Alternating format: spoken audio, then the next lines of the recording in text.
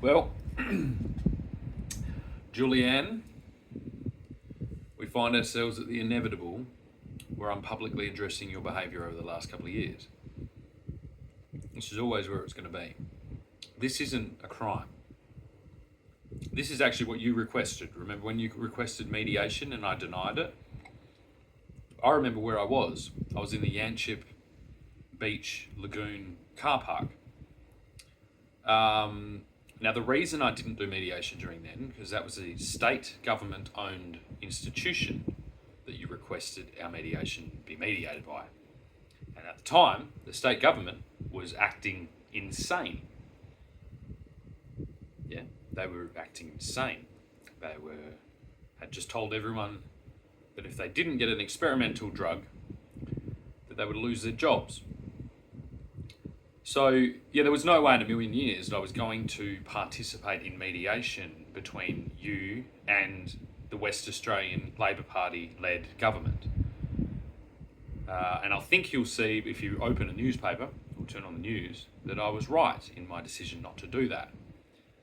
Now, yours and your husband's attacks have all been noted, from breaking and entering into my property to take photographs of a property I was renovating. I don't know what you guys thought was going on, to shutting down my PayPal account on 2 occasions and then delaying the repair of that for weeks and weeks and weeks and weeks and weeks on end. Also, the false information you provided to me about a bus to Gingin, which kind of permanently altered all of my plans. This seems to be something you do a lot. You've continuously been doing it since we've separated. Now, I don't know if you are unclear about the details around our separation, but when you and my mother forcibly took me to a hospital on your mother's demand, and I was forcibly injected in a hospital, yeah, that permanently destroyed my trust in you. Now, if you remember, I told you some things then, yeah, that were going on. Now, if you also remember, I had just entered into a institution that has been in my family for hundreds of years, yeah. So you decided in that moment, rather than to trust your husband, or not your husband, but your children's father, you decided to team up with the very person that I told you not to, who was my mother, who had been trying to initiate me into this cult, this pharmaceutical cult. Some similar themes here, isn't there? My entire life, and you'd known this. Yeah? And it all breaks down to, what was I doing? I was stretching a little bit too much, and I was speaking about religious things, yeah? Now, that very tension between those types of things and war between it, that was right in your family history, yeah? Your countrymen, the Irish people, were completely destroyed by this type of internal fighting on religious concepts and religious extremes. Now, these were on the Protestant and the Catholic extremes, two things that have been around for a couple of hundred years now. This pharmaceutical cult that you tried to initiate me into with the help of my mother, by teaming up with the very person that was trying to destroy you. You two were at war at that time, if you remember, and I was trying to protect you both from each other. But instead, you teamed up, you gathered my entire family, you in combination with your mother instructed me to go to a hospital where you saw yourself, they forcibly injected, and then after 15 minutes conversation gave me a diagnosis. Now, that's not scientific, it's not legal either, it's not real. It is a cult. And we've just seen the extent that that cult will go to in order to get people to forcibly commune themselves in the form of not this, not like the Catholics, if you should have stayed there, not this, not the wafer and the wine. This is Coca-Cola, by the way. No, an injection. So you'll see that this is all a big complicated mess. Right? Now, I can guarantee, you've only damaged yourself. I was on the way, and still am on the way, to doing some pretty interesting things with what used to be our business. It still kind of is. And if you had have put literally a quarter of the work that you put into trying to destroy me into that business, aligned with what I was explaining, we would be in a far different situation. I can guarantee you the little fling I would have had with Bianca would have been well forgotten about now. Because that's all it would have been. And that was aligned with the pattern we'd already been in. I'm sorry that I have eyes for other women. That's something that will never go away. My current girlfriend knows all about it. She's fine with it. They've all kind of been fine with it. Except you. Now, I'm sorry that I couldn't solely give you myself. I'm very sorry. We were young, crazy kids. Yeah, all carried away with the passion. And we made 3 beautiful children with that passion. And unfortunately, that hunger for that passion, in my mind at least, extended to other women. And I apologise for that. But the reason we never got married was because that's what you expected, and I could not give you that. Despite the thing that I did tell you. I sat down and told you the truth. Every bit of it. Despite knowing that it would hurt you forever. And I knew in that moment that that decision would permanently change my life going forward, and it did. And we are here at the culmination point of that. What I did has been done by men for hundreds and hundreds of years and kept quiet. It's been kept a secret and not spoken about. I made a decision all those years ago to tell you. That decision led us to here. That decision mainly was spurred on by the technological changes at that period, being Facebook, Instagram, all these things. The actual thing that ended our relationship. Because a conversation I was having with an old high school friend during a crisis moment turned into me leaving you. Whereas in the past, it probably would have turned into a 3-hour-long flee in the back of a van and then perhaps never seen her again.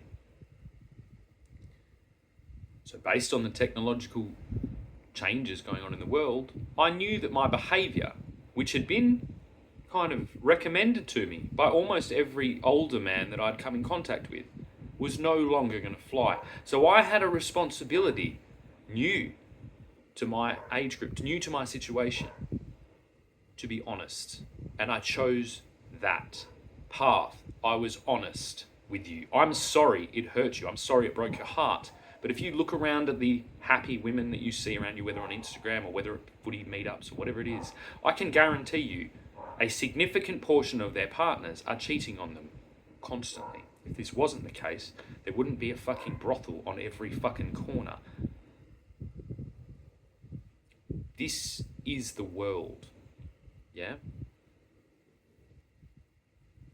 But our children and our responsibility to parent them has nothing to do with our sexual activity. And I have never done anything in the beginning to restrict yours, your finances, your sexual activity, your reputation, anything. I sat there in a bed with you and helped you pick out who you're going to date, if you remember correctly. Also, if you remember that time, you were pregnant. Do you remember that? And you had a miscarriage, supposedly. Now, all of these things I remember as if they were yesterday. And when I met Brad, I wasn't bitter. I wasn't demanding. I wasn't controlling any of the things you've claimed. I welcomed him in. I encouraged you to think. At one point, if you remember, and I can get Bianca to back this up, we'd seen photos on the iPad of you and Brad being happy. And I was genuinely happy that you were happy. Because of course I was. I'd known you since I was 15. We'd lived together. We'd run a business together. We'd had children together. All these things. I wasn't controlling of your situation. I was happy that you had moved on and found someone that you clearly loved enough to marry. All of this, and I have the messages again to back up all these things. All of this was permanently affected by the mandates. I have a message a week or two before the mandates of us joking around and you giving me some support or something to do with parenting. Do you remember that? You said, "Why do you doubt yourself, Shannon? You're a good dad." Because I was doubting myself about some type of parenting that we used to do together, even though we weren't together and you had a boyfriend and I had a girlfriend. Now, the mandates changed all of that.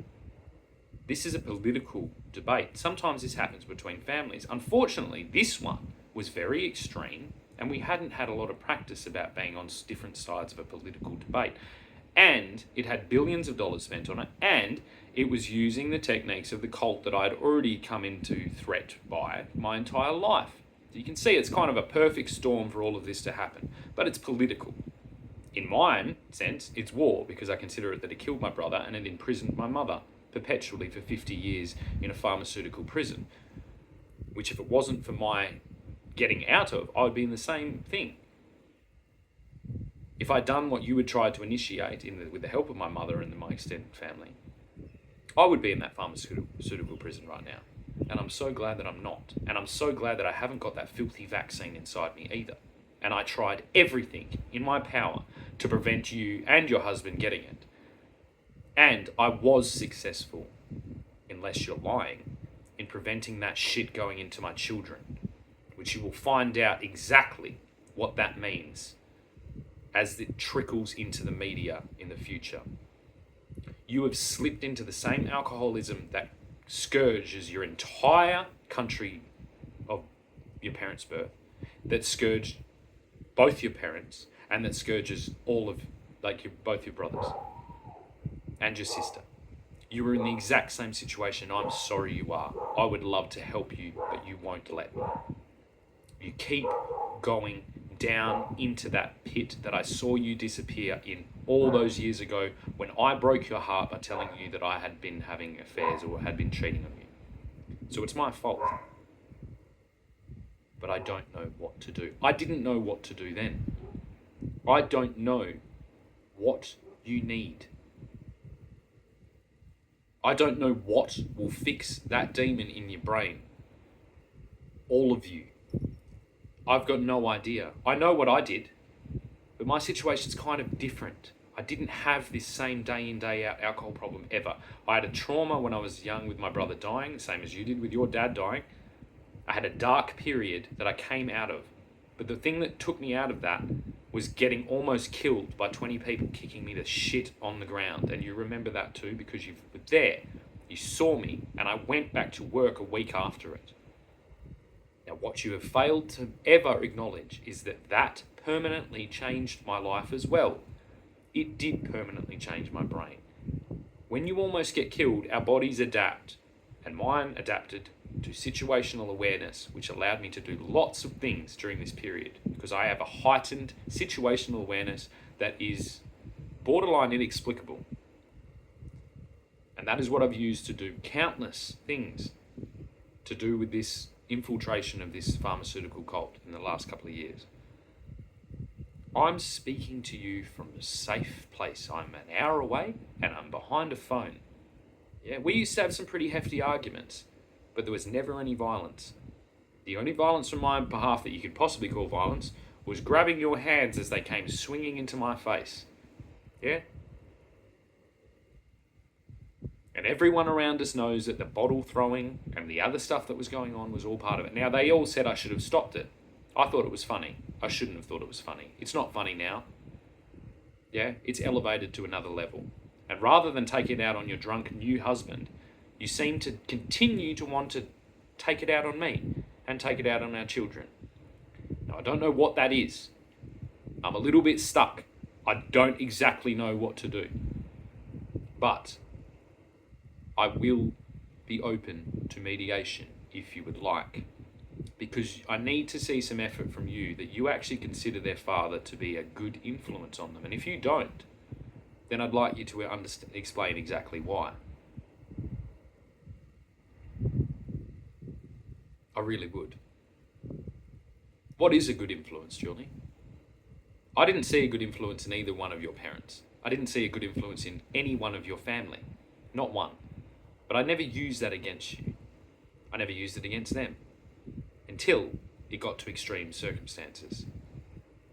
Whether it be the holes in your brother's door, whether it be your dad's constant drinking and reckless parenting and letting you have outrageous, out of control parties, and then obviously dying early as well. Or whether it be your mother's underworld type tactics, or constant chain smoking, or failure to ever purchase a house despite constant assistance from our government.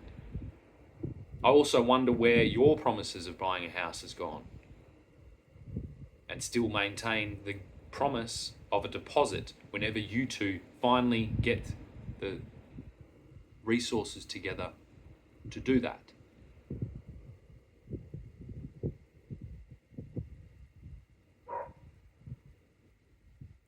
I'll remind you again now that this is here because this is safe, because you are the one that has accused me of violence. You accused me of violence by sharing a photograph of what at the time was our family, an unbreakable force, which I thought would continue whether we were together or not. Now, the reason I left was because you never would, yet you would never make allowances for anything else. You would never leave. In fact, it took you a long time to leave, even after we split up. And step by step of that, I assisted you. And right when you were right out of my assistance, which finalised with a job review or a job recommendation,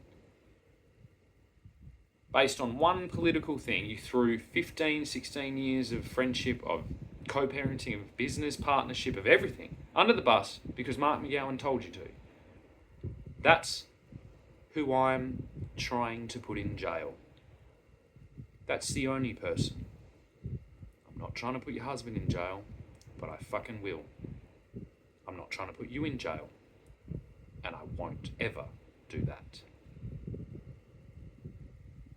But if you do not call off your little dog there, I'm going to bring 3 years of concentrated evidence down on your husband and put him away for a very, very, very long time, and use him as an example about the depths of coercive control and how disgusting it is, and how much of a scourge it is, and how much chaos and destruction it causes in our communities. And I'm sure the police, I'm sure the new state government, and I'm sure the federal government, and I'm sure the Governor General, and I'm sure the King will agree.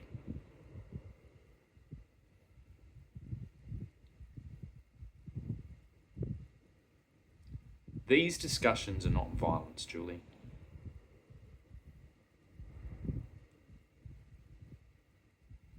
These are discussions to do with the three most important people in my life that you have held and used against me repeatedly now. I would like to adequately prepare those three individuals for the very complicated world that we all live in, that you have forgotten we live in. We don't live in a Swan View, Holmes West house where we've got our older brother holding us hostage with a shotgun. I'm sorry, that's where you lived. I got you out of there.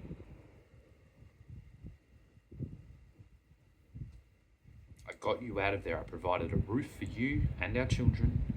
I provided everything we needed for a very, very, very long time. And I never stopped doing that. Yeah. And you had no idea what I was doing. But you still interfered with it.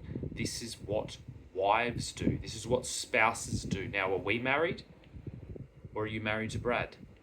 Because I can't quite understand why, when I asked permission to have another woman, that was never allowed. But you go and have another husband and still think you can interfere with my finances, with my freedom, with my children's understanding of me? It sounds pretty hypocritical to me. Yeah, it really does. Now, before all this started, we bought a big boat together and we were going to go to Tasmania. Now, I'm guessing you don't want to go to Tasmania. But I will say the offer's still there if you want it, because it sounds like your current husband has some fucking pretty big issues. Yeah? But that's just there on the table. Not in a capacity of anything. If you want to get away from your destructive elements and you would like to go to Tasmania, yeah, you can stay in a different house. You can do whatever. If you'd like to go there and lay my dad's ashes in the Derwent like he told you and sent his wishes to you, then you're more than welcome to. But I would like my children to go with me there. And that requires you to bury your own hatchet and to explain how perhaps this political thing got you all worked up. Yeah. And please reassure my children that they are in safe hands with their father, because they've always been in safe hands with their father. The safest of all hands. And please try and undo all the damage that you and your husband have done to their opinion of me, to their perception of me. Because I'm not your crazy older brother that held you hostage. Yeah? I'm not all the people in your life that have let you down. I'm the only one that hasn't. And I expect nothing in return except respect. That's it.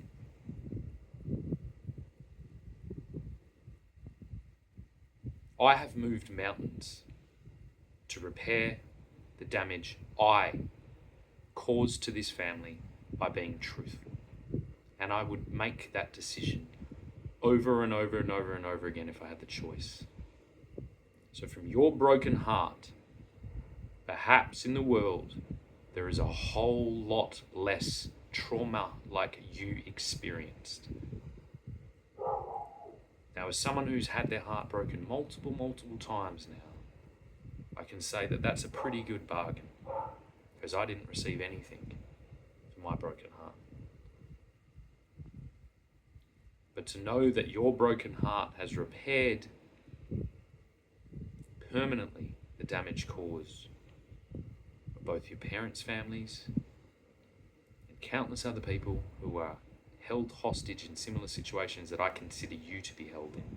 A type of no-win, because you've made me a big scary villain, but you're living with the villain and you're stuck there. It's really fucked up, but really common. So whatever I can do to help, you can let me know. Safely and securely, whenever you want. I am not trying to win you back in some type of romantic gesture, unless that's what you want.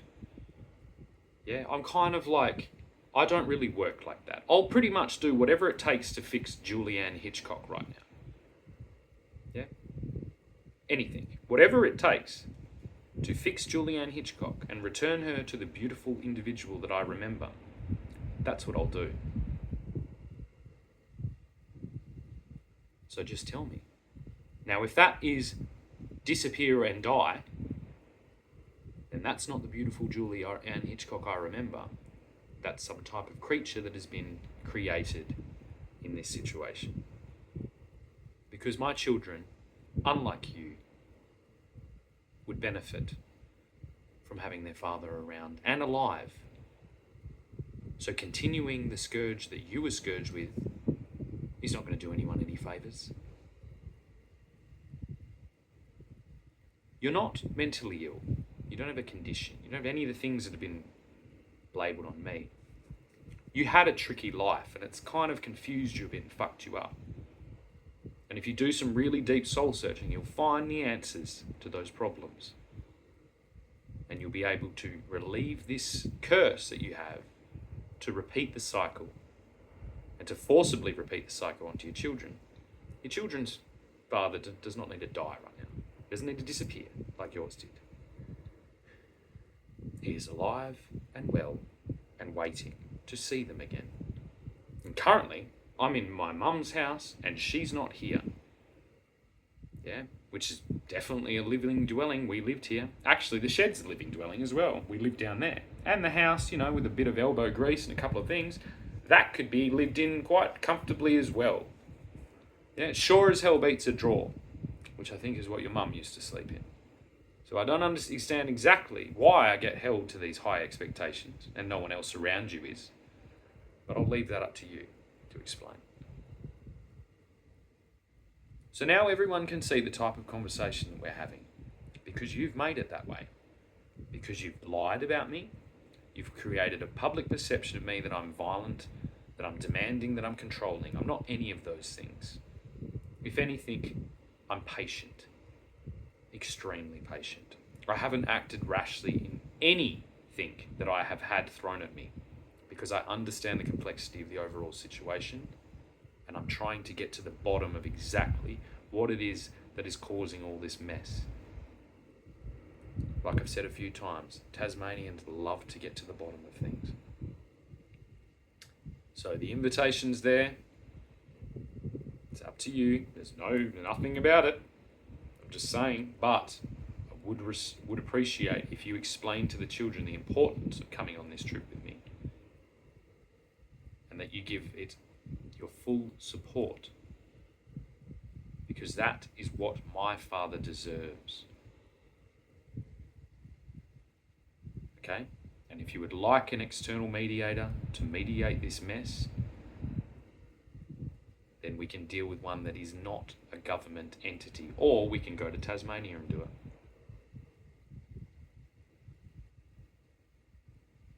I don't exactly know. But if your partner, if your husband ever contacts me again, I will bring the full weight of the evidence I have on him. And I will martyr him as the abusive cunt that he is.